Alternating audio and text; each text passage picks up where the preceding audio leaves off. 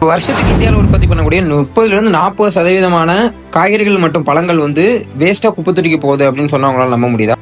Episode of valuation of agri product. தமிழ்நாட்டில் இந்த குக்கும்பரோட விலை வந்து இப்போ வேணால் கம்மியாக இருக்கலாம். ஆனால் எப்போவுமே வந்து ஃபாரின் மார்க்கெட்டை பொறுத்த வரைக்கும் குக்கும்பர் வந்து ஒரு முக்கியமான வேல்யூவேஷன் கிராப். என்ன அப்படின்னு பார்த்தீங்கன்னா பிக்கிள் மேக்கிங். எந்த பிக்கிளாக இருந்தாலும் குக்கும்பர் பிக்கிள் வந்து ஃபாரினில் வந்து அதிகமாக வந்து சேல் ஆகும். இதை நான் வந்து பார்த்தேன்.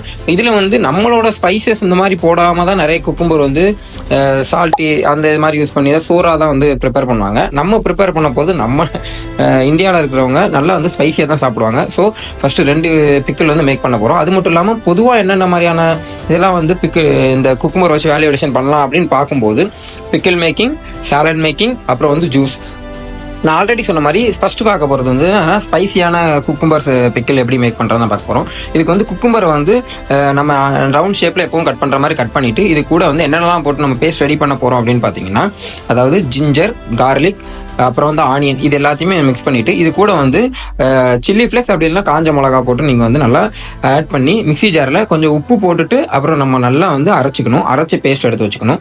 இந்த பேஸ்ட் என்ன பண்ண போகிறோம் அப்படின்னு பார்த்தீங்கன்னா, இந்த குக்கும்பர் நம்ம இது பண்ணி வச்சுருக்கோம்ல, இந்த கட் பண்ணி வச்சுருக்க குக்கும்பரை நம்மளோட ஒரு கண்ணாடி ஜார்லையோ அப்படி இல்லைன்னா வந்து ஏதோ ஒரு பெரிய இதுலேயோ நீங்கள் வந்து ப்ரிப்பேர் பண்ணிக்கலாம். ரெண்டாவது என்ன மாதிரியான பிக்கிள்னா நார்மலாக எல்லாரும் யூஸ் பண்ணுற மாதிரி அந்த மாதிரி பிக்கிள். இதுக்கு என்ன பண்ணணும் அப்படின்னு பார்த்தீங்கன்னா, அதே மாதிரி அந்த ஸ்லைஸாக கட் பண்ணியிருக்க குக்கும்பர் கூட நம்ம என்ன பண்ண போகிறோம் அப்படின்னா, அதாவது பிரெயின் சொல்யூஷன் சொல்லுவாங்க. இதுதான் வந்து நம்ம வந்து ப்ரிசர்வேட்டிவாக கெட்டு போகாமல் இருக்கிறதுக்காக யூஸ் பண்ண போகிறோம். நான் என்னென்னலாம் பண்ணியிருக்கேன் அப்படின்னா, அதாவது வினிகர் இருக்குல்ல, நார்மல் வினிகர் 350 ml வந்து ஒரு 35 ரூபா அந்த மாதிரி தான் வந்துச்சு. அதில் வந்து நம்ம எடுத்துருக்க நம்ம கண்டெய்னர் அளவுக்கு கொஞ்சம் அதை ஃபுல்லாக முங்குற அளவுக்கு இருக்கணும். அப்போது அதில் ஓரளவுக்கு நான் வந்து வினிகர் ஊற்றிட்டு அதே அளவுக்கு நான் வந்து வாட்டரையும் ஆட் பண்ணியிருக்கேன். வாட்டர் ஆட் பண்ணதுக்கப்புறம் என்ன பண்ணியிருக்கேன் அப்படின்னு பார்த்தீங்கன்னா, உப்பு வந்து 1 டேபிள் ஸ்பூன் உப்பு போட்டிருக்கேன். அதே அளவுக்கு 2 டேபிள் ஸ்பூன் நான் வந்து சுகர் போட்டு நல்லா வந்து கொதிக்க வச்சிருக்கேன். இதில் வந்து பெப்பர் அப்புறம் வந்து கொரியாண்டர் இருக்குல்ல, இதையுமே போட்டு நல்லா இது பண்ணி வச்சிருக்கேன்.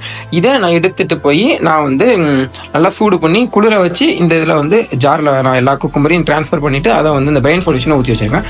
இது நம்ம எவ்வளோ ஃபெர்மெண்ட் ஆகுதோ அந்த அளவுக்கு டேஸ்ட் வந்து நல்லாவே வந்து அதிகமாக இருக்கும்.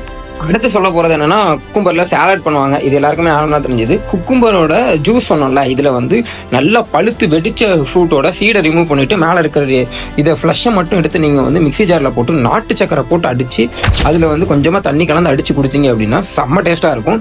இதை வந்து நிறைய ஜூஸ் ஷாப் ஏதாவது வச்சிருக்கீங்க அப்படின்னா அவங்க ட்ரை பண்ணி பாருங்கள். இப்போ இந்த வேல்யூவேஷன்லாம் வந்து ஃபார்மர்ஸால் பண்ண முடியாது அப்படின்னு நீங்கள் நினைக்கலாம். கண்டிப்பாக அவங்களால எல்லாராலையும் பண்ண முடியாது. ஆனால் கொஞ்சம் இதை பண்ண முடிஞ்சவங்க ஃபார்மர்ஸ் வந்து நிறைய ப்ரொக்யூர் பண்ணி உங்களால் முடிஞ்ச இதை வேல்யூவேஷன் பண்ணி சேல் பண்ணுங்க. நீங்களும் நல்லா இருப்பீங்க, ஃபார்மர்ஸும் நல்லா இருப்பாங்க. ஃபுட் ப்ராசஸிங் படிச்சவங்க யாராவது இருந்தீங்கன்னா எனக்கு கொஞ்சம் கான்டாக்ட் பண்ணி சப்போர்ட் பண்ணுங்கப்பா. ஏன்னா பார்க்குறவங்களுக்கு கரெக்டான கண்டென்ட்டாக என்னாலையும் கொடுக்க முடியும். கொஞ்சம் முடிஞ்சால் ஹெல்ப் பண்ணுங்க.